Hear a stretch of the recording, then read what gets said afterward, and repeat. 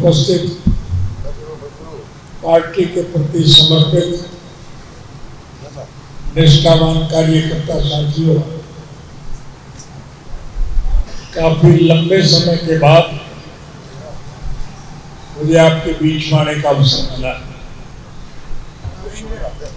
मैं तो गांव का आदमी हूँ, खेत से जुड़ा हुआ हूँ। बैठ जाओ उधर बैठ जाओ, या बैठ जाओ। गांव में लोगों से मिलता रहता, लेकिन दुर्भाग्य से 2005 में जब हमारी सरकार चली गई, कांग्रेस पार्टी की सरकार ने एक साजिश और षड्यंत्र करके मुझे 10 साल के लिए जेल भिजवा दिया था। दोष मेरा यह था कि हमारी सरकार के वक्त में 3206 पढ़े लिखे युवकों को हमने नौकरियां दी। जिन बच्चों को नौकरी मिली उनकी तो तरक्की हो गई। अब नौकरी दिलाने वाली सरकार के मुखिया को 10 साल की सजा और फिर बड़ा दुष्प्रचार फैलाया गया। भाई आप फोटो बाद में ले बीच में खड़े ना हो। बड़ा दुष्प्रचार फैलाया कि अब टिकाला तो जेल में मरेगा और इंडियन नेशनल लोकदल पार्टी समाप्त हो जाएगी। आप बधाई के पात्र हैं कि मेरी गैर हाजिरी में आपने संगठन को पहले के मुकाबले में ज्यादा मजबूत बनाया। ये बात आप और हम नहीं कर रहे, विरोध पक्ष की राजनीतिक पार्टियों के अग्रणी नेता भी इस बात को मानते हैं कि संगठनात्मक दृष्टि से समूचे देश के अंदर इंडियन नेशनल लोकदल पार्टी का कोई मुकाबला नहीं। आज फिर समूचे देश के लोगों की निगाह आप पर टिकी हुई। हमारा ये देश कृषि प्रधान देश, इस देश की अर्थव्यवस्था केवल खेती पर टिकी। अगर किसान खुशहाल है तो देश मालामाल, और अगर किसान कंगाल है तो देश का बुरा हाल। प्रत्यक्ष में प्रमाण की जरूरत नहीं, हम सब भुगत भोगी। आज इस देश का हर नागरिक, चाहे हिंदू है, सिख है, मुसलमान है, ईसाई है, चाहे चमार है, धानक है, वाल्मीकि है, लेकर है, कटीक है, चाहे नाई, तेली, धोबी, मोची, कुम्हार, लुहार, सुनार,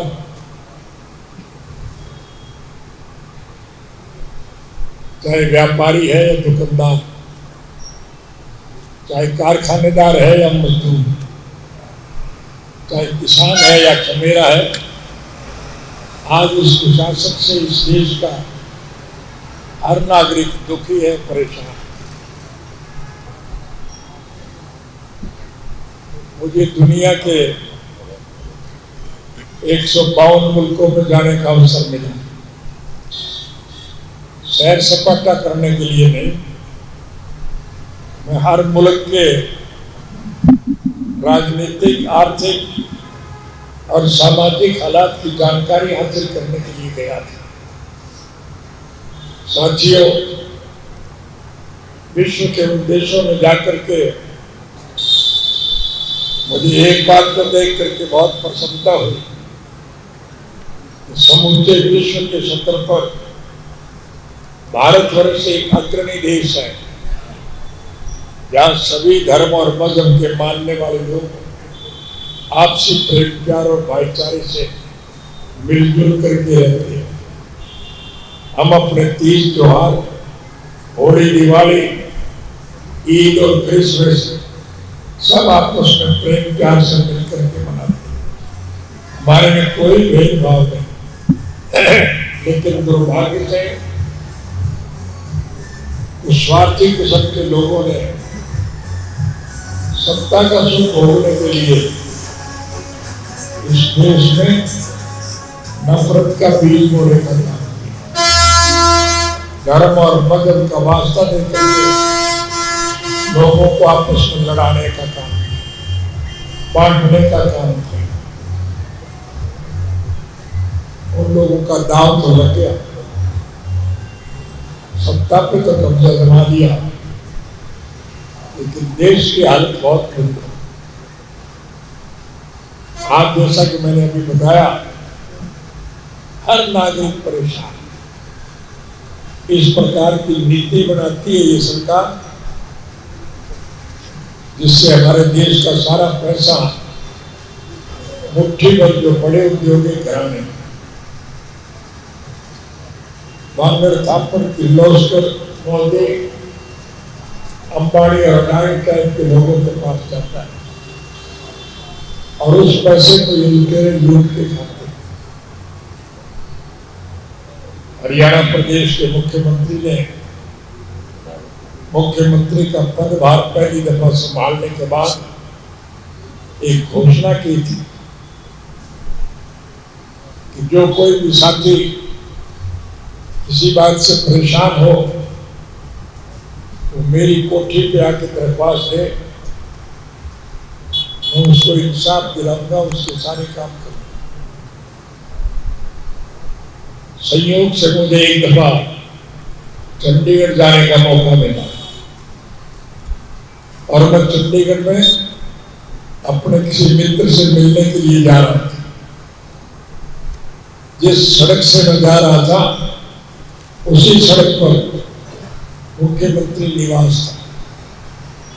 मैंने देखा मुख्यमंत्री की कोठी सूनी पड़ी, वहां कोई आदमी नहीं।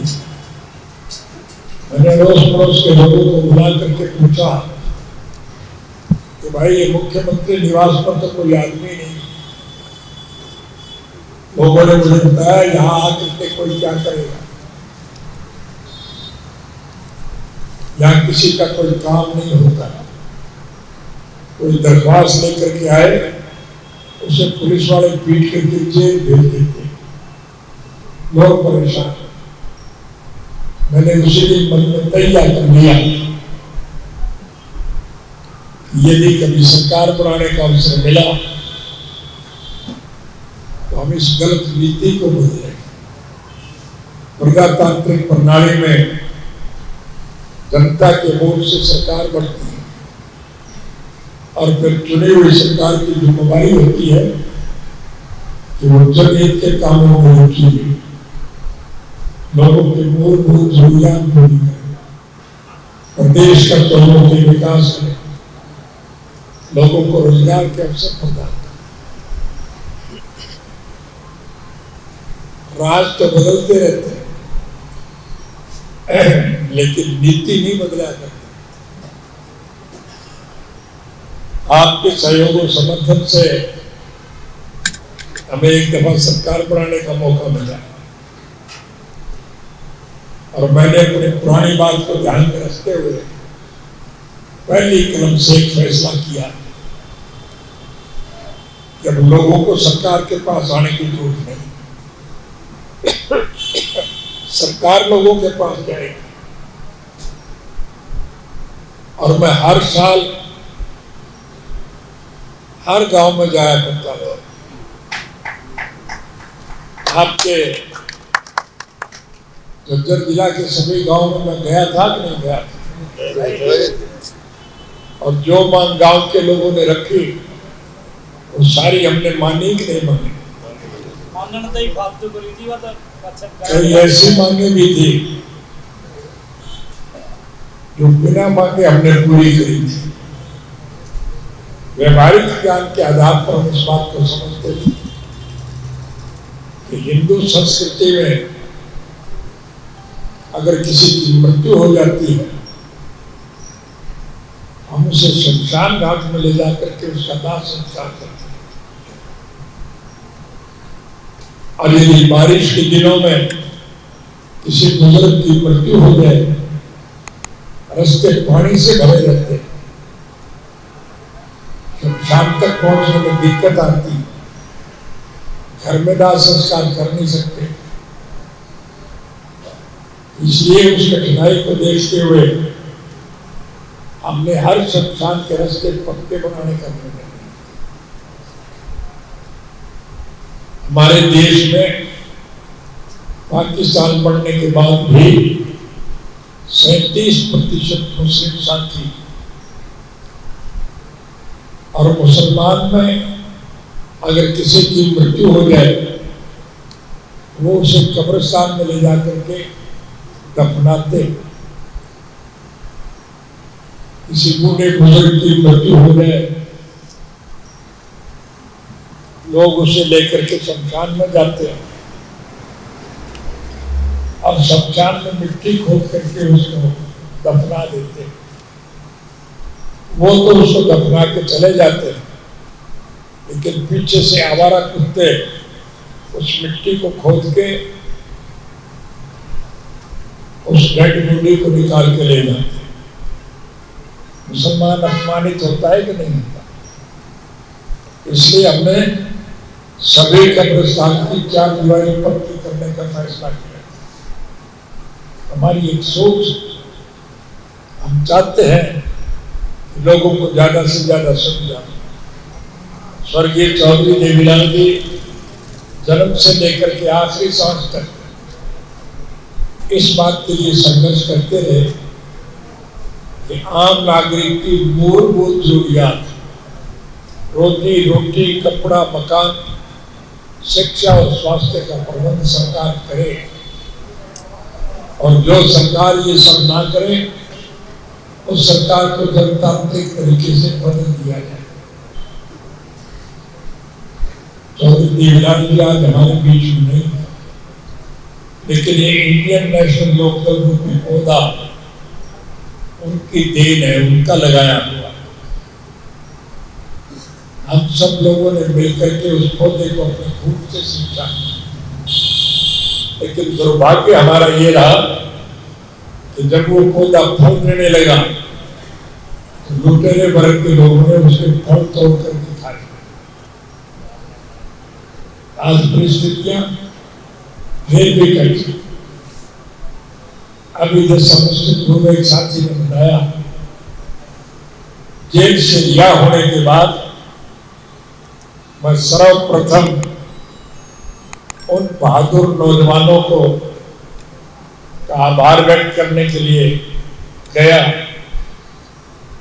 जो गर्मी, सर्दी और बारिश की परवाह किए बिना भूखे प्यासे दिल्ली की सड़कों पर इसलिए डेरा जमाए बैठे हैं कि केंद्र की सरकार ने किसान विरोधी जो 3 काले कानून बनाए, उन कानूनों को वापस लिया जाए।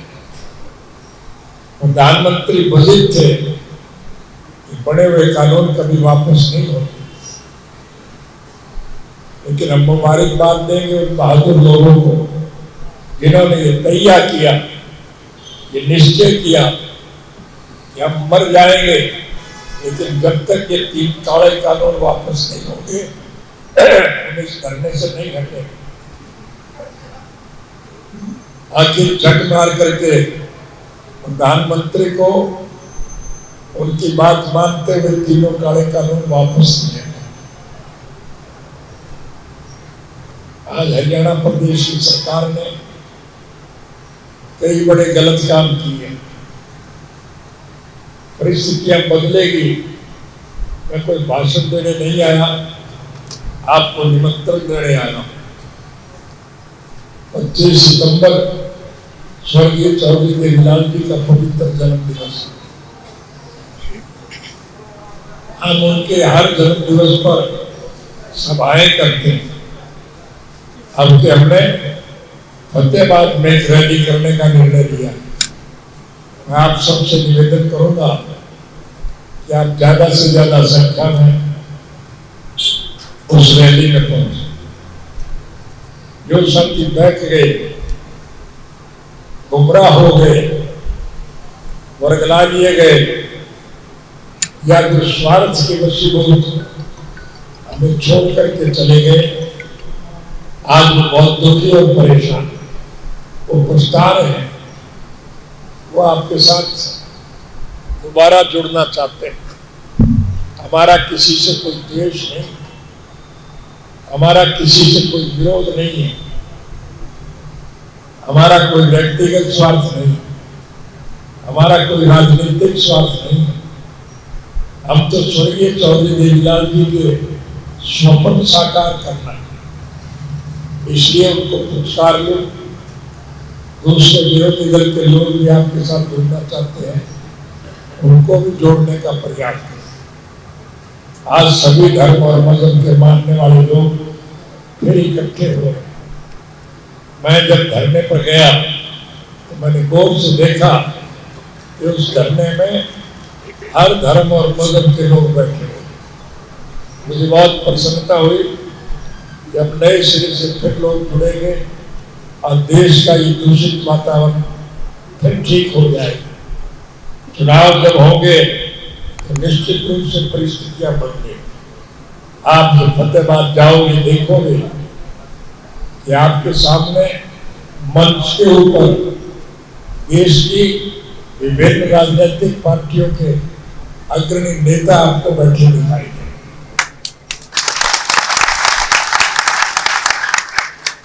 और उन नेताओं को जब आप लाखों की संख्या में बैठे हुए दिखाई दोगे तो उनका हौसला बढ़ेगा, मन बढ़ेगा। जब तीसरे मोर्चे का गठन होगा, अब तीसरा मोर्चा जब गठित होगा तो देश के हालात बदलेंगे। चुनाव जब होंगे तो मेरे इस देश के राजभाग के मालिक होंगे और जो तेरे जेल की सलाखों के पीछे बंद किए हैं। हरियाणा प्रदेश में जब आपकी सरकार बनेगी तो आप जो बिजली और पानी की किल्लत अब महसूस कर रहे हैं, तो हमारी सरकार आने के बाद आपको दिक्कत नहीं आएगी। हमारी सरकार बनने के बाद आपको खाद और बीज के लिए लाइन में नहीं लगना पड़ेगा। आपकी उपज के आपको लाभ मूल्य मिलेगा। प्रभु की कृपा से हमारे खेत में अगर भरपूर फसल हो जाए तो हमारी फसल कोड़ियों के भाव उठी जाती है, लेकिन हमारे उत्पादन से जो चीज निकलती वो महंगे दाम पर बिकती है।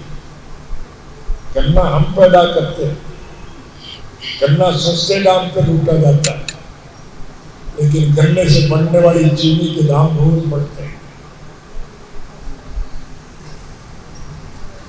मूंग, चने, अरहर वगैरह हम पैदा करते हैं, मंदे में लूटी जाती है, लेकिन उससे जो दाल बनती है तो वो बाजार में महंगी मिलती है। सरसों, तारा मीरा, तोरिया और हम पैदा करते हैं, वो मंदे में लूटी जाती है, लेकिन उनसे जो तेल निकलता है वो महंगे दाम पर मिलता है। आज हम खेत की पैदावार बढ़ाने के लिए ट्रैक्टर का इस्तेमाल करते हैं, उसमें डीजल गलता है, उसका दाम रोज बढ़ता है। लेकिन आपको सुन के ताज्जुब होगा कि हवाई जहाज में जो डीजल गलता है वो रोज मंदा होता है, क्योंकि हवाई जहाज में अमीर लोग सफर करते हैं। ये सरकार अमीरों का भला करने वाली सरकार है। ये सरकार कृषि प्रधान देश के करोड़ों का बर्बाद करने का तैयार की है। इसलिए हमारी जब सरकार बने तो मैं आपको वायदा देता हूं, और आप मेरे बिहार पे देश के हर नागरिक को जाकर कह सकते हैं कि हमारी सरकार में हम हर बच्चे को निःशुल्क शिक्षा दें, कोई किताबों की जरूरत नहीं। आज तो हमारी हरियाणा की सरकार सरकारी स्कूलों को भी बंद करने जा रही है ताकि प्राइवेट स्कूलों के मालिकों का पैसा बने और उस पैसे से वो लूट बचा सके। ये इनकी सोच। हम हर बच्चे को निःशुल्क शिक्षा देंगे और बढ़ने वाला बच्चा यदि कोई बीमार हो जाए तो उसका मुफ्त में इलाज कराने का काम। जो बच्चा पढ़ लिख करके योग्य हो जाए, उसके माँ बाप ने चाहे किसी वजह से वोट कहीं भी दिया हो, हम उस बच्चे के जीवन को उसके माँ बाप के घर देने से बर्बाद नहीं करने देंगे। हम हर बच्चे को उसकी योग्यता के मुताबिक नौकरी दें। गांव का बच्चा अगर अच्छे पद पर होगा तो गांव की भलाई की बात करेगा कि नहीं करेगा। 3210 बच्चों को नौकरी देने की वजह से मुझे 10 साल की सजा हुई। अब के मैं लाखों बच्चों को नौकरी दूंगा, चाहे मुझे फांसी को रुकना पड़े।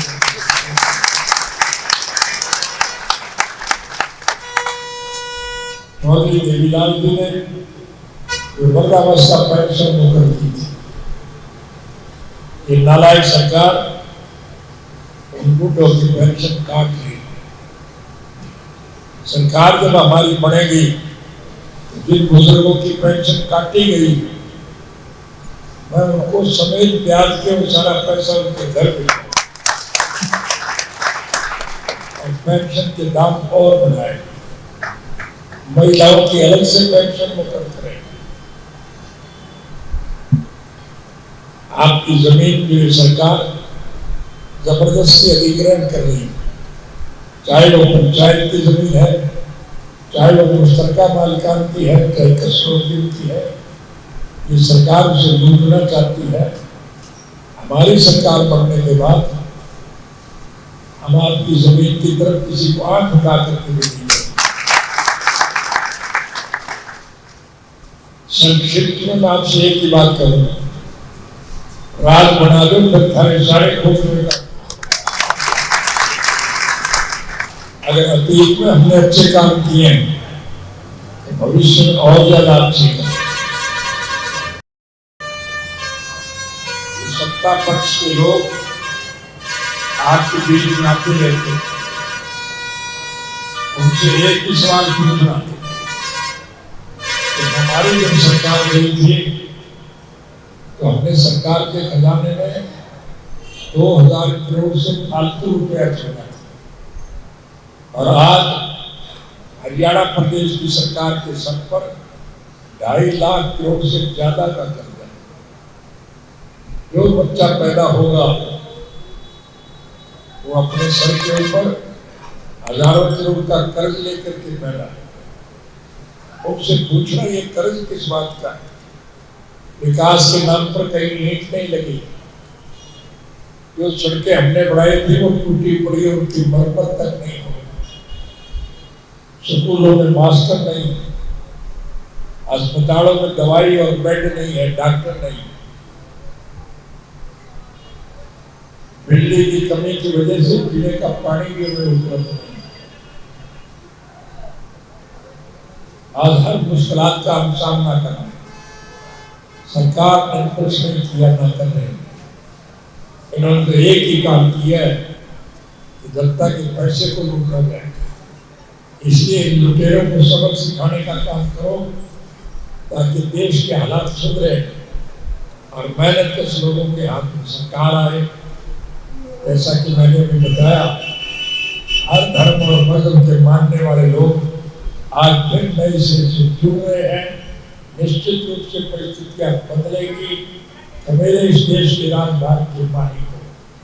इसलिए आपसे निवेदन करूँ कि 25 सितंबर को ज्यादा से ज्यादा संख्या सारे के सारे महिला पुरुष जवान सब जो है आप वहां पहुंचो। आपको देख करके उन नेताओं को हौसला मिलेगा, अब देश में राजनीतिक बदलाव आएगा। यही कुछ कहने में आपके बीच में आया था। जो साथी आज शामिल हुए हैं, मैं उनका आभार व्यक्त करता हूँ और उनसे निवेदन करूँगा कि वो दूसरे साथियों को भी बनाए।